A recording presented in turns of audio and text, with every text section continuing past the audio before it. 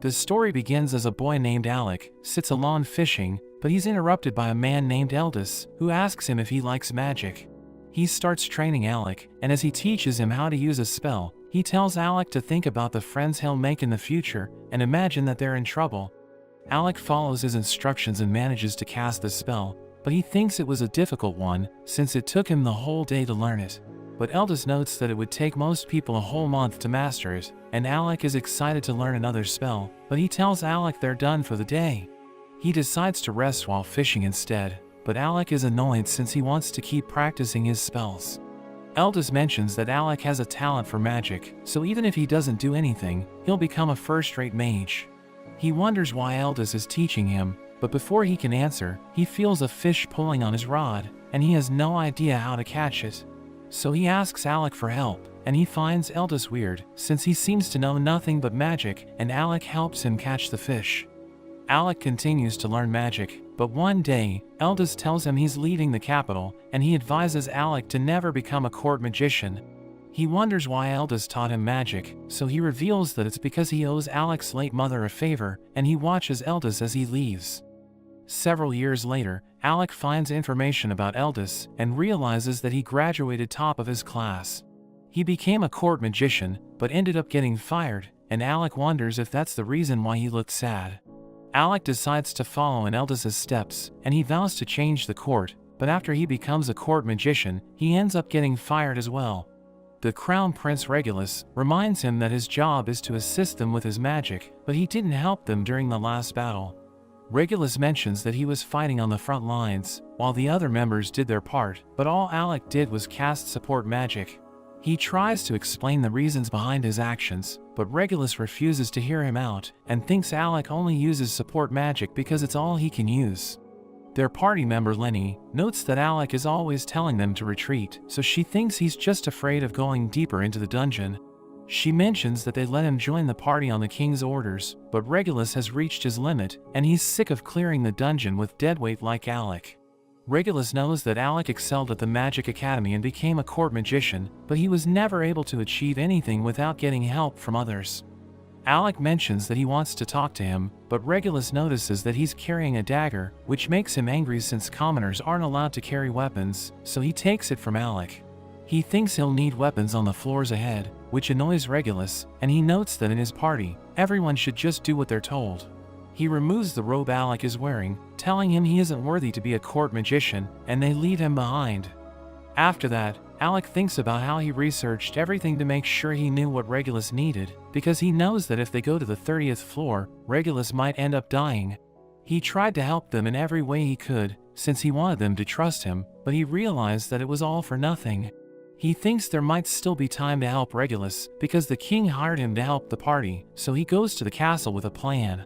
But the guards stop him from entering, since he's been stripped of his title as court magician, and Lenny reminds him that he was fired, so he's just a commoner now. She thinks the rumor that he went to the 68th floor on his own is completely false, since no one has ever gone past the 38th floor. He tells her to give his message to the king, because it will help Regulus, but she tears it to pieces and orders the guards to take him away. As Alec is walking in the city, he thinks he failed Eldis, because even though he did his best for the 4 years he was a court magician, he still couldn't change anything. He runs into his friend named Yora, who immediately hugs him, and he tells her everything that happened. He apologizes to her since he isn't in the best mood, even though they haven't met each other for 4 years. But she mentions that she also hates it there, since everyone still believes the old-fashioned stuff about commoners and nobles. He's worried that someone will hear them because she's talking loudly, but she tells him to calm down, since there's no one around them. She tells him she's glad about everything that happened to him, and reminds him of the time she said she would make sure he joins her party. She reveals that the reason she came to the capital was to invite him to come with her, and he tells her he's just a useless court magician, but she mentions that he's the only one her party needs. She notes that all of his previous party members plan to come to the capital and try to convince him to join them, but they won't force him if he still wants to be a court magician. He cries hearing this, and he agrees to go with her, so she welcomes him back to her party. As they ride a carriage, Yora tells Alec he can sleep if he likes, since they're still far from their destination. She wonders if something's bothering him, but he's just thinking about how Eldest was right, since he told him to never become a court magician. Meanwhile, Lenny tells Regulus that Alec has left the capital, and he mentions that Alec was the greatest student the Academy ever produced. So he was excited to work with him, but it turns out that Alec was just a coward. She notes that he'll be replaced by the son of a noble, and she thinks that after they conquer the dungeon, the whole world will know Regulus's name. Alec and Yora reach the dungeon city of Fizel, and he's surprised to see several adventurers there, so she mentions that it's a great city, since the people there aren't prejudiced against the adventurers. She's excited for him to register at the guild, but when they go there, the receptionist Misha immediately rejects him. She explains that he needs a license to go past the 30th floor, and it's only given to members who have been with the guild for at least 2 years. Yora notes that a girl named Kara was supposed to deal with the situation, but Misha mentions that she just came and threatened her. Yora feels dumb for letting Kara handle such an important task, and she tells Alec that their party is on the 52nd floor, so they can't wait for 2 years. She thinks they should go to the early floors to warm him up, but they both start struggling after they reach the 2nd floor. She uses a boost spell on him, and he defeats the monsters around them, but their number just keeps increasing. He thinks it's because something must have disturbed their nest, so she makes a shield in front of her and starts moving forward. He tries to stop her from going in alone, but she knows that he isn't at his full strength, since the monsters usually aren't a problem for him. He tells himself that he isn't a court magician anymore, so he must do anything to save Yora, and he starts shooting fireballs at the monsters. They immediately surround him, so Yora protects him with her barrier, and he summons lightning to wipe them out. A giant worm suddenly appears and grabs Yora, but Alec burns it to a crisp without worrying for her, since he has faith that she'll be able to protect herself, and she's glad that he's back to his usual self. We go back to when they fought a monster during their academy days, and it attacks Yora's party with its elemental breath, so she blocks it with her magic. She's exhausted since the monster is using all 5 elements, but Alec combines the elements and fires a powerful energy beam, which destroys the monster in an instant. So everyone celebrates their victory, and they're glad that they were able to set a record by clearing the 68th floor. At the Academy's graduation ceremony, all the other students notice that Alec and his party aren't there, and everyone knows that they went to set a new record for the dungeon floors cleared. They wonder if something happened to them, and the students think they shouldn't have taken on such a risky task, but they suddenly arrive. Everyone's shocked to see that they have cleared the 68th floor, and a girl named Rosa presents them with their degrees. They start calling her by her nickname, which makes her angry, and she punches their heads, but they still keep teasing her. After that, Alec tells his party members that he plans to become a court magician, and Kara thinks it's a good decision since it will earn him a lot of money. He wants to make sure he earns enough to put his father at ease, since he raised Alec on his own after his mother died, so he wants to repay him, and he also needs to do it for Eldest. He mentions that he always thought they would end up becoming adventurers, but he's realized that it doesn't have a stable income. One of the party members named Rain notes that if Alec joined them, they could become the strongest party, since they're the 4 greatest geniuses the Magic Academy has ever seen. Kara tells him to stop praising himself, which makes him annoyed, since he thinks he would have graduated as the top student if he were in any other year. Yora mentions that even though they're choosing different paths, they'll come to recruit him once they become a famous party, and he promises to team up with them in the future. In the present, Yora throws a welcome party for Alec, but she gets drunk and starts complaining about how he almost burned her with his last attack. She continues yelling at him, but she eventually falls asleep, so he puts his coat on her to make sure she doesn't catch a cold. A man named Stans interrupts Alec, who ignores anything he's saying, which makes him angry, and he tries to hit Alec with a bottle, but he makes a shield to protect himself. Stans reveals that he knows who Alec is, so he wonders what an elite like him is doing there, and he shows Alec a license. He mentions that he'll give it to him as an apology for soaking him with alcohol, but Alec needs to show his magic first, and he wonders who Stans is, so Yora notes that he's the guild master. Stans takes them to the guild's underground training arena, and he mentions that Alec needs to impress him with magic to get the license. Yora thinks it isn't the right time, since they just got back from the dungeon, but Alec doesn't mind it, because he doesn't want to waste such an opportunity. Stans properly introduces himself, and Alec realizes that he's a powerful mage who once led an S-ranked party, but he notes that it was a long time ago. As they start fighting, Alec attacks him with a lightning spell, and he counters with water balls, but they both dodge each other's attacks. Stans uses an enhancement spell to increase his speed, and he starts running around Alec, who's surprised by how fast he is. He tries to punch Alec, who blocks with his shield, but he's still sent flying into a wall. He starts smiling, which confuses Stans, so he notes that he was just thinking about how he's gotten into a habit of always trying to support others since he was a court magician. But he isn't bound by those rules anymore, so he makes a sword out of his mana and rushes towards Stans, who throws water balls at him, but he cuts them with his sword. Stans rushes towards him, but he rains down lightning from above and attacks Stans with his sword. Stans is impressed by his moves, so Alec thinks he has passed the test, but Stans notes that he's just getting started. He summons 2 dragon claws and charges at Alec, who manages to dodge the attack, but he's surprised to see that Stans has destroyed the ground. Alec hits him with a lightning attack, but Stans tells him that won't work, and as Alec blocks with his shield, Stans mentions that he won't be able to win by just running away. He starts using the claw's special ability to heal himself, and Alec attacks him to make sure he doesn't recover, but Stans tells him to try harder. Alec dodges one of his punches and lands a hit, but Stans continues attacking him like nothing happened, so Alec uses his shield to defend himself and stabs Stans with his sword. But the sword couldn't break through his skin, and he tries to crush Alec, but he dodges the attack and lands another hit.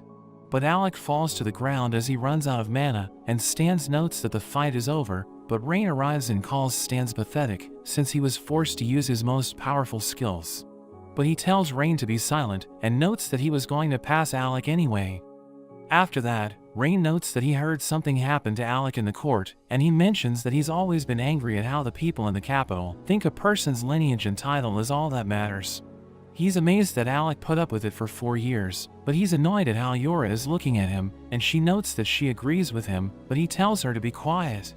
Misha enters the room and starts to panic, so Stans pulls her out, and Yora wonders if something's wrong. She tells Rain about everything that happened to Alec, which makes him angry that he had to babysit Regulus, and he wasn't even allowed to carry a weapon. She mentions that they called his support magic useless, which confuses Rain, because Alec never used such magic, which means he had to learn it from scratch just to work with Regulus. She notes that they told him he's useless and banished him from their party, which makes Rain even angrier, but Alec finally wakes up. Yora tells him he got the license, which makes him happy since he can go with them to the dungeon, but Rain thinks they should get revenge on Regulus first. Alec is against the idea since he isn't that upset about it, and Yora reminds Rain that they aren't allowed to fight other parties. Alec notes that the best way to get back at Regulus is for him to have fun adventuring, and Rain agrees with him, since the royal capital will beg for their help if they become the strongest party. He can't wait for the moment they refuse to help the nobles, and Alec thinks being the strongest party sounds better than guarding the prince. We see Misha bandaging a girl named Krista, and Stans notes that trouble for an S-ranked party means problems for the entire guild. So they gather all of the adventurers they can on short notice, and Stans tells them they need to form a group to rescue Krista's party called Rechroma, since they're stuck on the 64th floor. Meanwhile, Kara meets up with Alec, and she asks him why he isn't in the meeting, so he mentions that they just called for A-ranked adventurers. Kara heals his injuries and tells him to talk to her if something's bothering him, so he notes that he hasn't shaken the habits he picked up at the court, revealing that he's still scared to use his powers. She pats his head to calm him down, while Rain and Yora arrive, telling him Stans has recruited them for a rescue mission. They give him the details and mention that they can't use healing magic on the 64th floor, so they need potions. Alec is surprised that Kara agreed to go to such a place, so she notes that she was against it, but Rain's decision overruled her. She calls him an idiot for his decision-making, but he tells her to stop lying, since they decided to go there after a majority vote. They start fighting each other, while Yora tells Alec that they'll need his help to take down the floor boss, so it's up to him if they'll accept the mission, since he'll have the hardest job. He's fine with it even though he's worried that he's still rusty, so Rain notes that they should hurry before Stans and his party get to the dungeon. Kara is annoyed since it means they're just Stan's backup, but Alec doesn't mind it, since he already feels like an extra. They tell him it isn't true, because Stans told them they could only come if Alec is with them, which means they would be sitting at home without him. After that, they head to the dungeon, where they mention how their wish of going on adventures together is finally coming true. Alec apologizes for making them wait that long, but Rain explains that they waited for him because they wanted to, and notes that it's time for them to get their legend back on track. Rain mentions that if they try to go down to the 64th floor normally, they'll never make it in time, so Yora shows them a magic item, which lets them skip all the bosses. She mentions that they also have a core that lets them go down to the 52nd floor, but the one Krista gave them will let them go straight to the 64th floor. Alec wonders why they've been given such an important item, but she mentions that the other team was also given another core, and she notes that the boss of the 64th floor is undead. So they need Alec to fight it, and Rain tells him to conserve his energy, since they can't defeat the boss without him. They teleport to the 64th floor, where they're immediately attacked by a group of skeletons, so Rain takes out his spear and starts attacking them. Alec is surprised to see that he has an artifact, and Kara mentions that it suits him, since it's a spear that can't be broken. Alec feels weird since he isn't doing anything, and he asks Rain if he needs help, but he tells Alec to leave the weak monsters to him. Alec suddenly feels something behind him, so he fires a lightning attack, but he's surprised to see that nothing's there. He uses his mana sword to attack once again, which makes a Grim Reaper appear in front of him, so Rain notes that he's heard about the invisible monsters. He doesn't know how to deal with them, but he's sure that Alec can take care of it, and he's glad that he finally has people who depend on him. He jumps in the air and slashes the monster in half, causing it to turn to dust, but he asks his friends if they knew about the monster. So Yora apologizes to him, and Kara notes that she was against keeping it hidden from him, telling him he should blame Rain for everything. They get surrounded by skeletons, which excites Rain, so Yora reminds him they're on a rescue mission, but Kara mentions there's no point in telling him anything since he's an idiot. Rain and Alec start attacking the monsters, but Alec wants to take them all out at once, so he tells everyone to get behind him, and he destroys all of them with his lightning. Rain wonders why Alec only uses the Thunderbolt spell, so he mentions that it's because it's the quickest one he can use, but Rain refuses to believe him. The ground suddenly starts shaking, and they hear the floor boss, so Yora applies a boost spell on everyone, while Rain runs towards the voice to check it out. They follow him as well, and Alec praises Yora for her magic, which makes her happy. As they catch up to Rain, they see an adventurer named Loki, who's running away from the boss, and he asks Rain to help him. But he doesn't seem to care, since he knows that Loki isn't a good person, and he ends up falling to the ground, which makes Alec worry for his safety. But Kara calms him down, since she knows that it's the way Loki fights, and as the monster gets close to him, it steps into his trap and gets hit with fire magic. So he starts laughing at it, but he's shocked when it shoots a fire breath at him, and Rain manages to save him before he gets hit. The monster turns its attention to Alec, and it tries to crush him, so Yora protects him with her shield. It starts running towards Rain and Loki, so Alec hits it with his Thunderbolt, but it still keeps chasing them. Rain suddenly starts running towards the others, and he throws Loki towards Kara, so Yora tells her to get him to safety. Rain tells Yora to give them orders, so she mentions that they'll stall the monster, while Alec finishes it off. Yora applies a support spell on Rain, who rushes towards the boss, and it tries to smash him to the ground, but he dodges the attack and hits it with his spear. The monster still manages to send him flying, and it's about to crush him, but Yora protects him with her shield. Alec prepares his magic circles to attack it, which impresses Loki, because he knows that only genius mages can cast 5 spells at once, but he's shocked when Alec uses 20 spells at the same time. Rain stabs the monster's tail, while Alec uses all the magic circles to blast it with lightning, but it still isn't enough to defeat the monster. It prepares to shoot its fire breath, so Kara attacks it with her arrow rain, which pushes it to the ground, while Yora binds it with her chains. Rain stabs the monster's head with his spear, while Alec activates his sealing spell, but he's surprised to see how calm it is considering the situation.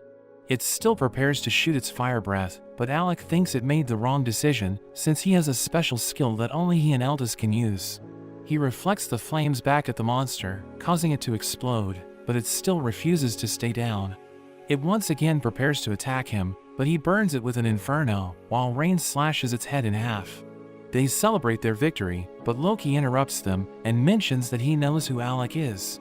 He notes that there are rumors that he's the mage who defeated a Hydra, and there are people who think it isn't true, but Loki believes in Alec, since he has seen how powerful he is. Alec reveals that he's no longer a court magician, which shocks Loki, and he thinks the court is stupid for letting him go. Loki thanks Yora for helping him, and he assures her that his captain will repay her, but she mentions that he never does anything on his own. He asks them to give him potions as well, since he gave everything he had to his party, and he notes that they must still be fighting the tougher floor boss, which surprises everyone. They realize there are 2 floor bosses, and he mentions that he was ordered to distract the one with the lower IQ, so Kara thinks it was the perfect job for him. He reveals that the 2nd floor boss is like a knight covered in black armor, but there might be nothing inside it, which means the monster could be the armor itself. He thinks physical attack won't damage it, and he gives Alec an artifact that transforms into a weapon, telling him he needs it to fight bosses on the deeper floors. Rain finds Loki sus, since he never gives away items for free, and Yora thinks he's trying to turn Alec into a frontline fighter. He tells Alec to stop using magic in exchange for the artifact, which surprises them since they're about to fight an undead boss. But Loki mentions that he likes to pull every nasty trick in the book, and he notes that he has a plan. Meanwhile, we see Regulus and his party running away from the monsters on level 30, and he tells Lenny to attack them with her spell, but she fails to do anything since her magic isn't working. He calls his companions useless, and tries to defeat the monsters with his sword skills, but they easily knock him down. His party members decide to retreat, and as they carry him away, he wonders why he can't even defeat a level 30 monster. He realizes that he's been struggling ever since he fired Alec, so he thinks Alec must have cursed him, and he blames him for what's happening. After that, Regulus goes to a man named Vogan, who assures him that he isn't cursed, but he refuses to believe it.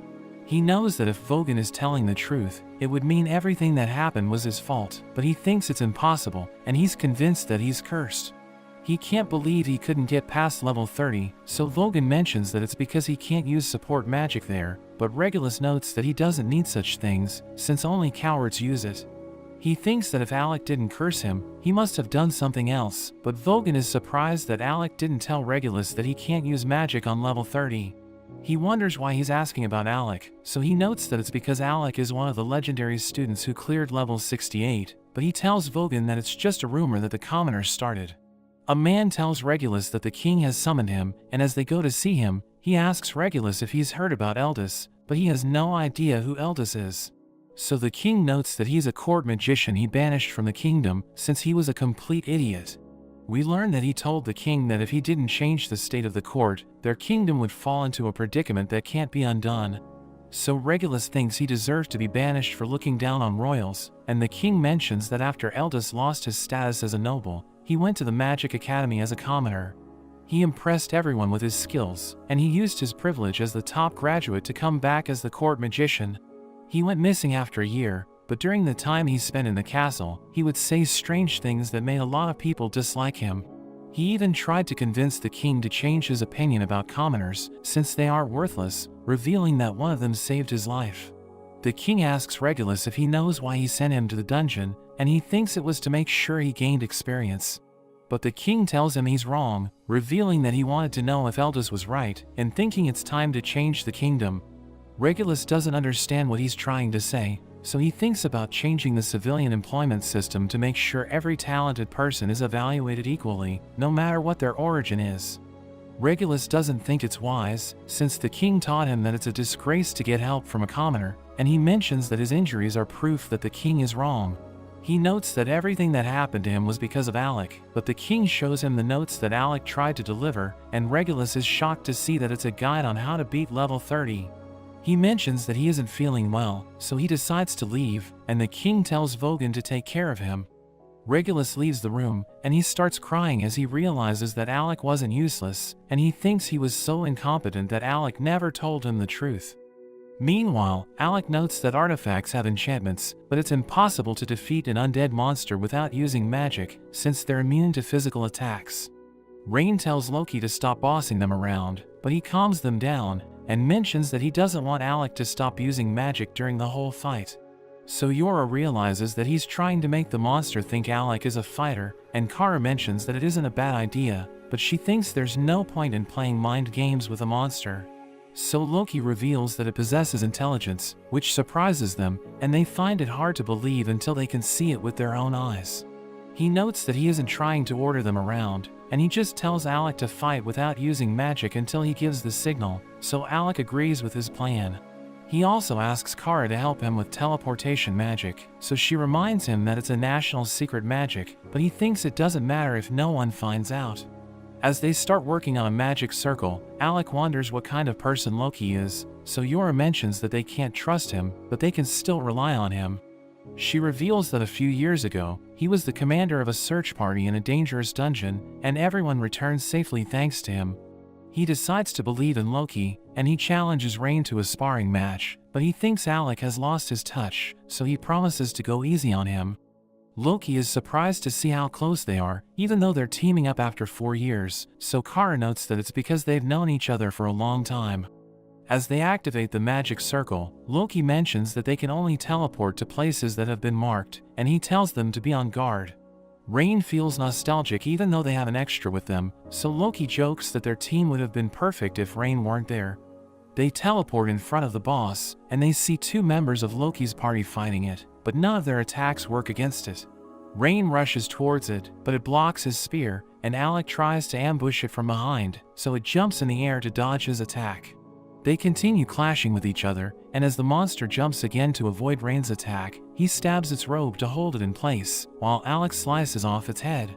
They think the fight is over, but the monster keeps moving even though its head has been removed, and it lunges at Alec, who struggles to block its attack. He realizes that it has become stronger and faster, which means it was holding back earlier, and Yora buffs Rain to increase his strength. He thrusts his spear towards the monster, and it blocks his attack, but Alec uses the chance to hit it with his sword, and it crashes to the ground. The monster gets back up and puts on his head, and it sends Alec flying, but Yora summons her shield to stop him from smashing into the wall. Loki notes that they need to stall it for 5 minutes, so Alec drinks a potion and goes back to fight it, but as Yora tries to go with him, Loki tells her to help him instead. Rain drinks his last potion, and as they continue fighting the monster, he mentions that he was excited to see Alec after 4 years, but Rain wonders why he's always making a boring face. He asks Alec what happened to him, and even though he tells Rain to mind his own business, he refuses to stop until he finds out the truth. So Alec mentions that he wanted to repay Eldis by changing the court, which is why he became a court magician, but he wasn't able to do anything. Rain thinks the sentiment is all that matters, and the fact that he stayed at the court for 4 years is already impressive in his eyes, which makes Alec cry.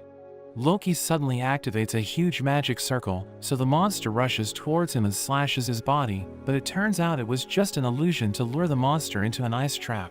Kara teleports Rain behind the monster, and he hits it with his spear, while one of Loki's party members named Mabel tries to attack it with her sword. It dodges her attack, but it steps into another ice trap placed by Loki, so it becomes angry and rushes toward him. He tries to fool it once again, but it sees through his illusion and attacks his real body, so he blocks it with his magic sword.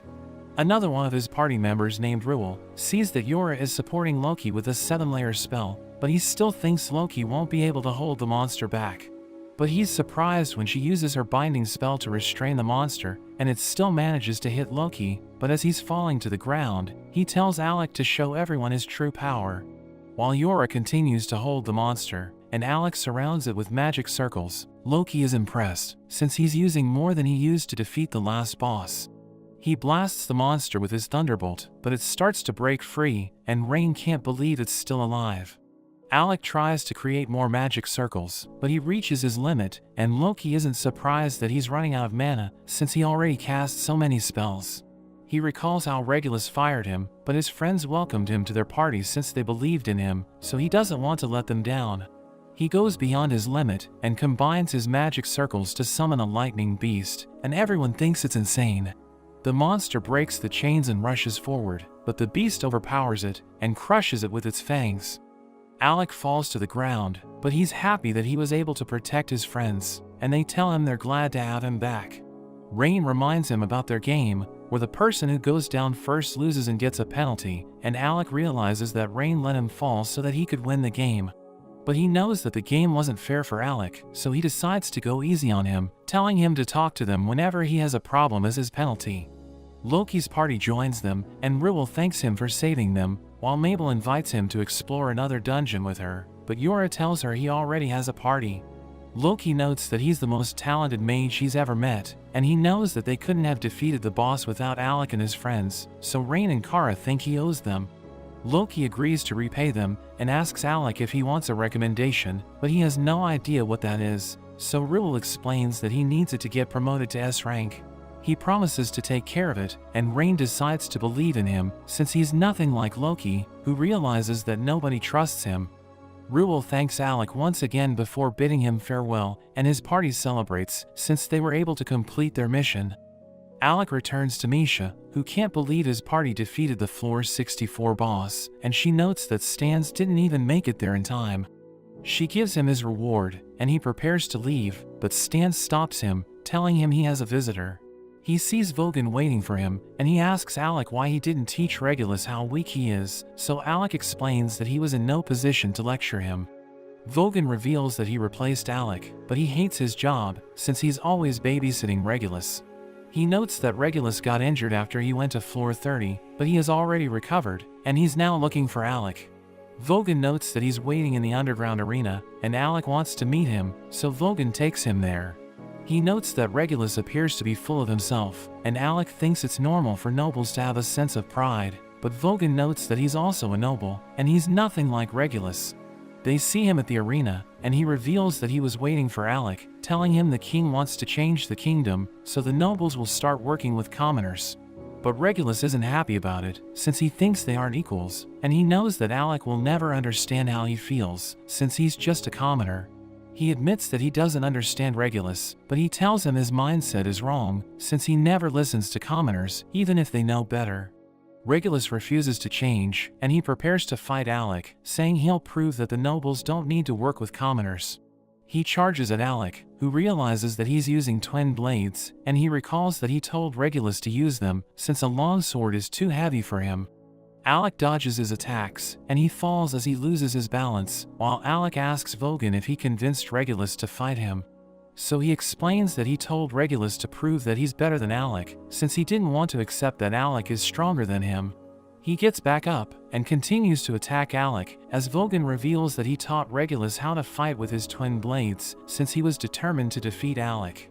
He charges in and uses his special move, but Alec blocks it and pushes him back. Regulus asks him if his support magic is the reason why he was able to defeat powerful monsters, and he admits that he can't clear floor 30 no matter how hard he tries. But he read the report Alec left for him, and it made him angry since it's so perfect, saying it even took his personality and actions into account. He thinks it's proof that Alec is a genius, but he needs to prove that he's better than him, since Alec is just a commoner. He activates his artifact, since Regulus wants him to fight seriously, and he tells Alec that they were sent to the dungeon, since his father wanted to see the strength of a commoner. Regulus notes that they were both used for the experiment, but Alec realizes that it's the reason why the king treated him like a person, and he notes that the 4 years he spent as court magician weren't wasted. He tells Regulus to prepare himself, and he charges in with his sword, but Regulus freaks out and closes his eyes.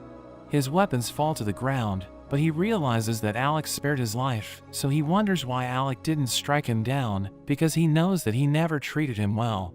He admits that he doesn't know what to do, since he always believed in himself, but he now knows that he isn't a skilled warrior. He asks Alec for his advice, and he's happy to hear this, since Regulus has finally decided to listen to a commoner. He apologizes for everything he did to Alec, who admits that he doesn't know how to respond to his question, and he tells Regulus that he's the only one who can answer it.